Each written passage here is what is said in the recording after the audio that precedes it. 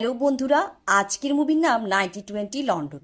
মুভির গল্পটি 1920 সালের দিকে।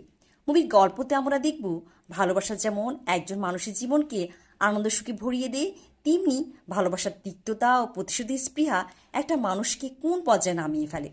গল্পের শুরুতে দেখানো হয় রাজস্থানের শিকারের রাজকন্যা শিবাঙ্গী তার স্বামী কানোয়ারের রাজপুত্র বিশ্বার সঙ্গে লন্ডনে থাকে। হঠাৎ কোনো এক সমস্যার কারণে সে লন্ডন থেকে রাজস্থান তার বাবার বাড়ি আসে। এবার ঘটনাটা আমরা জানতে পারি। লন্ডনে শিবাঙ্গীর বিবাহিত জীবন সুখের কাটছিল, সব কিছু ঠিকঠাকই চলছিল, কিন্তু একদিন বিশ্বার শরীর খারাপ হয়ে পড়ে। তাকে হাসপাতালে ভর্তি করা হয়। বিশ্বা অদ্ভুত আচরণ করছিল। ডাক্তার বলে তার টিটেনাস হয়েছে, তবে সে সময় টিটেনাসের কোনো প্রতিষেধক আবিষ্কৃত হয়নি। তার ডাক্তাররা তাকে শুধু উপসর্গভিত্তিক ওষুধ দিচ্ছিল। কিন্তু দিন দিন বিশ্বার স্বাস্থ্য আরও খারাপ হতে থাকে। এদিকে শিবাঙ্গী বাড়িতে রাখা কিছু পারিবারিক ছবির মধ্যে দেখতে পায় বিশ্বার ছবিগুলোতে চোখ কালো হয়ে বিকৃত দেখাচ্ছিল। এসব দেখে শিবাঙ্গীর বাড়ির দেখাশোনার কাজে নিয়োজিত কেশরী আম্মা বলে এটা সাধারণ কিছু নয়, এটা কালো জাদু। কিন্তু কথা হলো বিশ্বা খুব ভালো মানুষ, কারোর সঙ্গে তার কোনো শত্রুতা ছিল না, তাহলে কে তার উপর কালো জাদু করতে পারে? কেশরী আম্মা সন্দেহ করেছে এটা নিশ্চয়ই বিশ্বার সৎ মায়ের কাজ। নিজের ছেলেকে রাজগদিতে বসানোর জন্য বিশ্বাকে মেরে ফেলতে চায়। তাই শিবাঙ্গী বিশ্বাকে সুস্থ করার উপায় খুঁজতে লন্ডন থেকে তার বাবার বাড়িতে এসেছে। এই কথাগুলো শুনে শিবাঙ্গীর ভাই ক্ষিপ্ত হয়ে ওঠে এবং শিবাঙ্গীর শ্বশুরবাড়ির লোকদের সাথে কথা বলতে যেতে চায়। কিন্তু শিবাঙ্গীর বাবা মহারাজা তাকে থামিয়ে দিয়ে বলেছে শিবাঙ্গীর শ্বশুরবাড়ির লোকজন কখনো এই কথা স্বীকার করবে না, বরঞ্চ তাদেরই একটা সমাধান খুঁজে বের করা দরকার। তারা সবাই এক সাধু বাবার কাছে যায়, যিনি একটা আয়না ব্যবহার করে বিশ্বা কোনো অশুভ আত্মা আক্রান্ত কিনা তা বের করার চেষ্টা করে এবং মন্ত্রপাঠ করতে শুরু করে। এবং হঠাৎ একটা অশুভ আত্মা সাধু বাবাকে আয়নার ভিতর টেনে নিয়ে যায় এবং রক্তাক্ত করে আয়নার বাইরে ফেলে দেয়। বাবা বলে এই প্রেতাত্মাটি খুব শক্তিশালী, যেটা কিনা বিশ্বাকে আক্রমণ করেছে, তাই সে তাদের সাহায্য করতে পারবে না। একমাত্র মেবারওয়ালা বাবাই তাদের সাহায্য করতে পারবে। যার নাম শুনে শিবাঙ্গী পরিবার একদম চুপ হয়ে যায়। শিবাঙ্গী বিষয়টি বুঝতে পারে না। শিবাঙ্গী গিয়ে তাদের আস্থা বলে ঘোড়া সামলায় যে কাকা, তাকে মেবারওয়ালা বাবার সম্পর্কে জিজ্ঞেস করে। তিনি বলেন মেবারওয়ালা বাবা আর কেউ নয়, সে হলো জয়। শিবাঙ্গীর স্মৃতিতে ভেসে ওঠে জয়ের সাথে তার ভালোবাসার মুহূর্তগুলো। দৃশ্য এখানে কাট হয়ে যায়। এদিকে আমরা মেবারওয়ালা বাবাকে দেখি সেই লোকদের সাহায্য করে যখন তারা কোনো অশুভ আত্মা দ্বারা আক্রান্ত হয়। কিন্তু এসবের বিনিময়ে সে কোনো অর্থ সম্পদ চায় না, কারণ সে তার গুরুর কাছ থেকেই এই জ্ঞান শিখেছিল মানুষকে সাহায্য করার জন্য। এবার আমরা শিবাঙ্গী সে কাকাকে দেখি মেবারওয়ালা বাবা মানে জয়ের সাথে দেখা করতে এসেছে। তিনি জয়কে বলে রাজকুমার শিবাঙ্গী তার সাথে দেখা করতে চায়, কিন্তু জয় রেগে গিয়ে শিবাঙ্গীর সাথে দেখা করতে অস্বীকার করে এবং তাকে চলে যেতে বলে। এবার জয় স্মৃতি ভেসে ওঠে তাদের ভালোবাসার গল্প। কয়েক বছর আগে জয় ও শিবাঙ্গী এক অপরকে ভালোবাসত, কিন্তু জয় একজন সাধারণ দরিদ্র ঘর থেকে হওয়ায় শিবাঙ্গীর পরিবার তাদের সম্পর্ক কখনোই মেনে নিত না। একদিন শিবাঙ্গীর ফুফা শিবাঙ্গী ও জয়ের সম্পর্কের কথা জানতে পেরে যায় এবং শিবাঙ্গীকে ব্ল্যাকমেল করতে শুরু করে যাতে শিবাঙ্গী তাকে খুশি করে। তা না হলে তিনি শিবাঙ্গীর বাবা মহারাজকে তাদের বিষয়ে বলে দেবে। কিন্তু শিবাঙ্গী রাজি না হলে সে তার উপর জোর খাটাতে চেষ্টা করে। জয় এসে শিবাঙ্গীকে রক্ষা করে এবং ফুফাকে মারতে শুরু করে। এক পর্যায়ে জয় তাকে মেরে ফেলতে উদ্যত হয়, কিন্তু শিবাঙ্গী তাকে থামিয়ে দেয়। এর প্রতিশোধ নিতে শিবাঙ্গীর ফুপা জয়ের বিরুদ্ধে আদালতে অ্যাটেম্প টু মার্ডার কেসের মামলা করে। জয় মনে করে শিবাঙ্গীর সাক্ষ্য তাকে বাঁচিয়ে নেবে, কিন্তু আদালতে শিবাঙ্গী তার পরিবারের পক্ষ নিয়ে তাদের ভালোবাসার কথা অস্বীকার করে এবং জয়ের বিরুদ্ধে অভিযোগ করে যে জয় তার সাথে জোর জবরদস্তি করতে চেয়েছিল। তখন তার ফুফা তাকে বাঁচাতে আসে আর তখনই জয় তাকে মারতে শুরু করে। শিবাঙ্গীর কাছ থেকে এসব শুনে জয় পুরোপুরি ভেঙে পড়ে এবং তাকে 5 বছরের কারাদণ্ড দেওয়া হয়। জয় এমন এক অপরাধের জন্য সাজা ভোগ করতে শুরু করে যা সে কখনো করেনি। জয় তার অতীত স্মৃতি থেকে বেরিয়ে আসে এবং দেখে যে যে পালকিটিতে শিবাঙ্গী এসেছিল তা এখনও তার বাড়ির সামনে দাঁড়িয়ে আছে। সে রাগে পালকিটির কাছে যায়, শিবাঙ্গীকে চলে যেতে বলে। শিবাঙ্গী বলে আজ যদি একজন অসহায় নারী তার স্বামীর জন্য সাহায্যের জন্য আসতো, তাহলে কি জয় এভাবেই তাকে ফিরিয়ে দিত?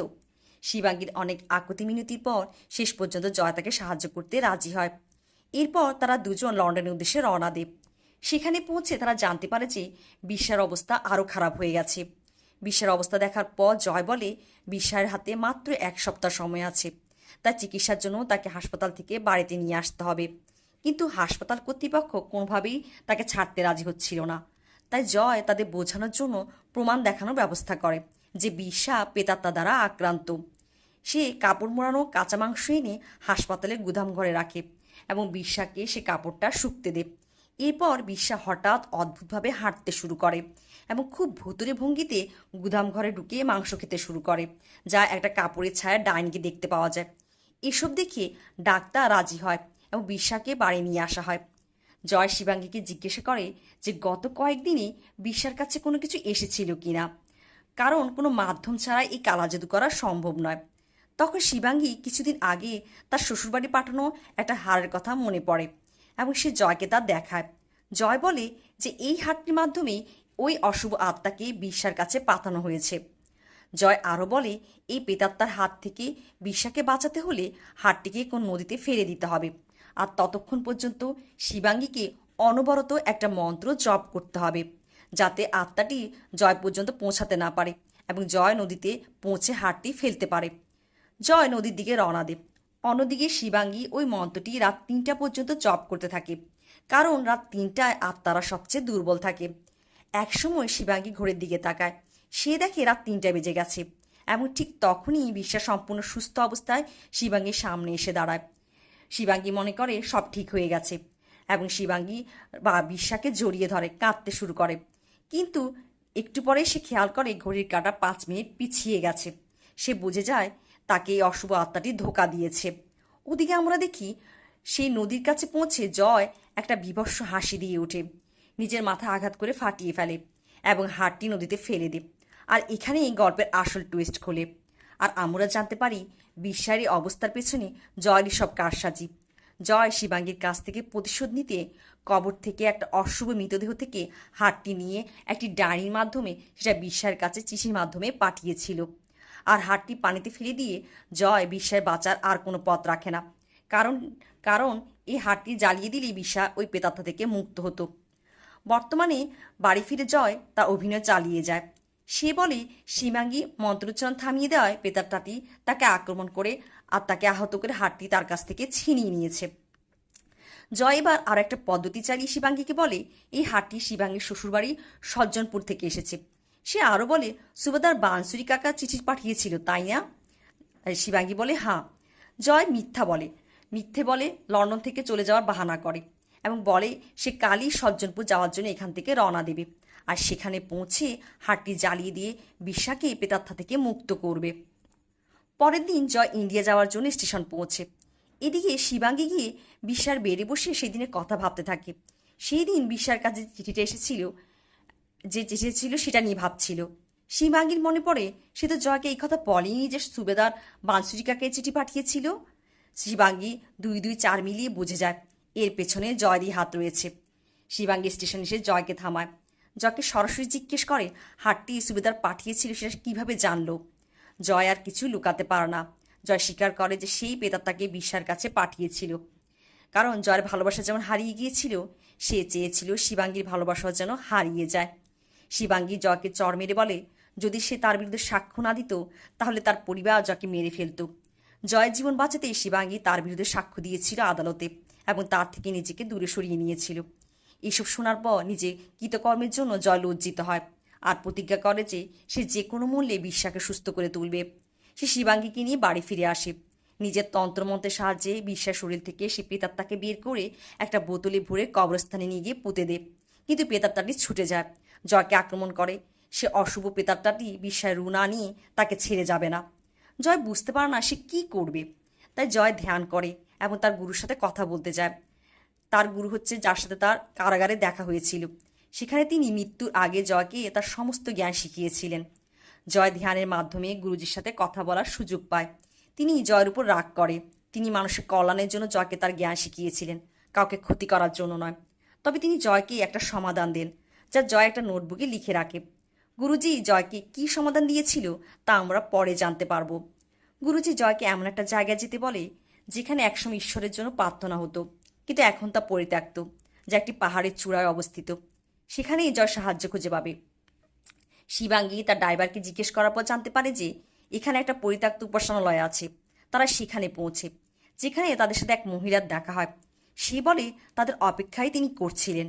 মহিলাটি তাদের 3টি ছুরি দেয় যা জয়ের কাজে লাগবে। তারা বিশ্বাকে সেখানে নিয়ে আসে। জয় তন্ত্রমন্ত্রের রীতিনীতি শুরু করে, যেখানে একটা ছুরি একটা বালুঘড়িতে, অন্যটি একটা আয়নায় গেঁথে দেওয়া হয়, যে আয়নাটি এই জগৎ এবং আত্মাদের জগতের মধ্যে একটা সেতু হিসাবে কাজ করবে।